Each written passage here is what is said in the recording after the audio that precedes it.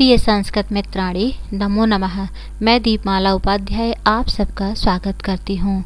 आज मैं कक्षा सप्तमी रुचिरा भाग 2 पाठ 14 अनारिकायाः जिज्ञासा के अभ्यास कार्य को लेकर उपस्थित हूँ।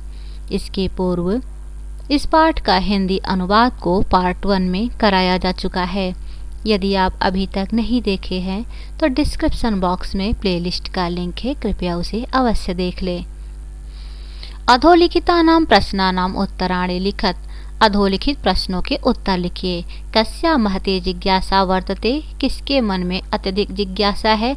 अनारिकायाः महती जिज्ञासा वर्तते, अनारिका के मन में अत्यधिक जिज्ञासा है। मंत्री किमर्थम् आगच्छति, तो नद्या उपरि यह नवीनः सेतु निर्मितः तस्य उद्घाटनार्थं मंत्री आगच्छति।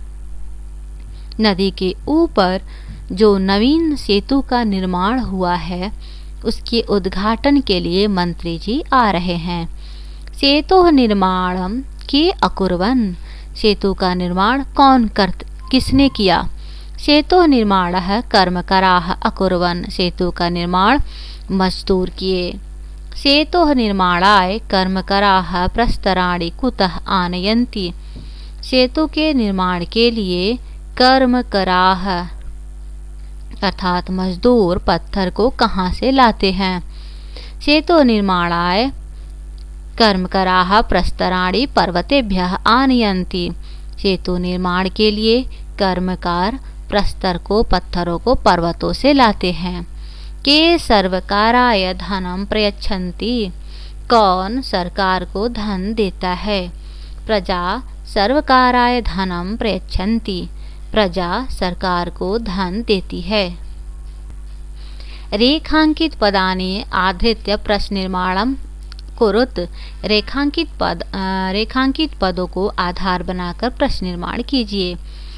रेखांकित पद है अनारिकायाः। अनारिकायाः प्रश्ने सर्वेषां बुद्धि चक्रवत् भ्रमति, अनारिका के प्रश्नों से सबकी बुद्धि चक्र के समान घूमती है।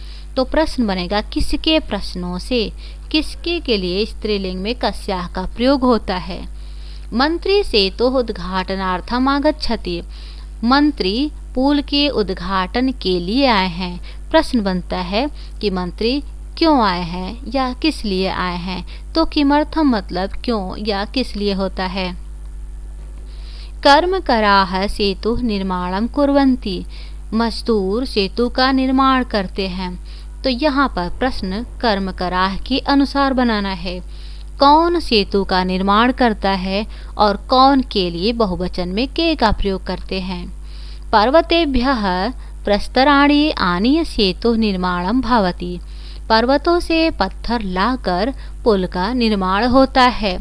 तो पर्वतों से यहाँ पर पंचमी विभक्ति का रूप है, तो कहाँ से लाकर, तो केभ्य हो जाएगा कहाँ से के लिए। जनाः सर्वकाराय देशस्य विकासार्थं धनं ददति, लोग किसके क्षम्यतां जनाः सर्वकाराय अर्थात सरकार में के अनुसार प्रश्न निर्माण करना है। लोग सरकार को देश के विकास के लिए धन देते हैं। सरकार मतलब सरकार, तो हो जाएगा जनाः कस्मै किसको, देश के विकास के लिए धन देते हैं। कस्मै मतलब किसको या किसके लिए होता है। उदाहरणानुसार रूपाणि लिखत, अर्थात यहाँ पर जो शब्द दिया गया है उसका इन विभक्तियों में रूप लिखना है। पिता पितरौ पितरः लिखा हुआ है तो भ्रातृ का हमें देना है भ्राता भ्रातरौ भ्रातरः बन गया। दातारम दातारौ दात्रीन, तो धातरम धात्रौ धात्रीन दिया हुआ है। धात्रा धातृभ्याम धातृभी रूप होगा तृतीया में। कर्त्रा कर्तृभ्याम कर्तृभी रूप बन गया। चतुर्थी में नेत्रे नेत्राभ्याम नेत्रिभ्यः रूप बनेगा। विधात्रे विधातृभ्याम विधातृभ्यः। पंचमी में कर्तृका कर्तुः कर्तृभ्याम कर्तृभ्यः। हर्तुः हर्तृभ्याम हर्तृभ्यः।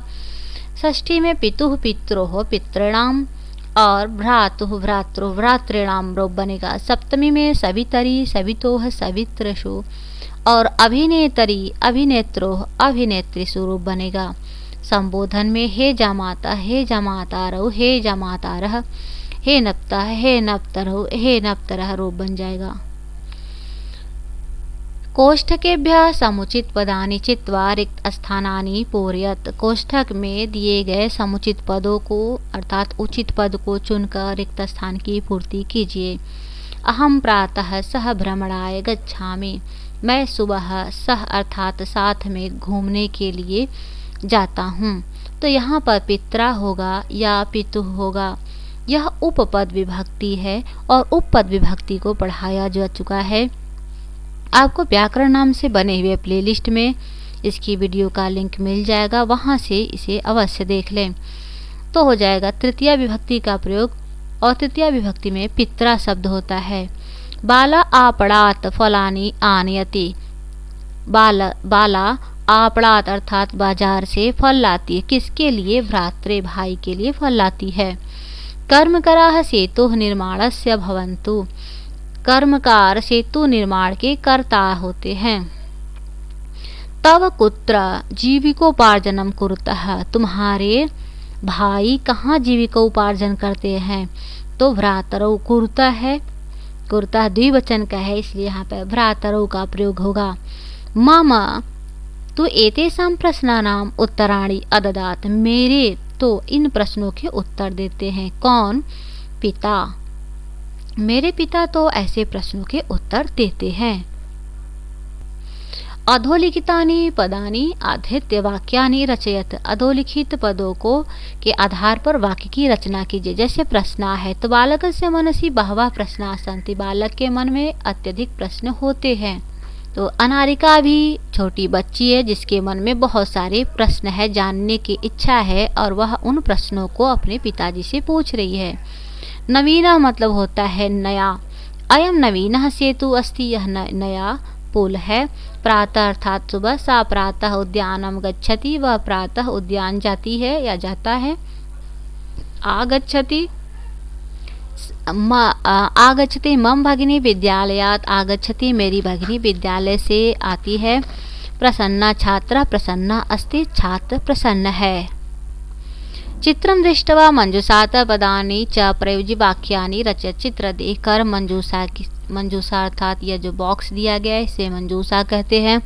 मंजूषा से पदों को चुनकर पदों का प्रयोग करके वाक्य की रचना करना है। यहाँ ध्यान रखिएगा कि मंजूषा में जो दिया गया शब्द होता है वह आपके केवल सहयोग के लिए होता है, आवश्यक नहीं कि उन्हीं से आपको करना है। तो यहाँ देख रहे हैं बालाह। बालाह क्या लिए हैं? छात्र अर्थात छाता। बालाह छात्रम धारयन्ति। बालक छाता लगाए हुए हैं।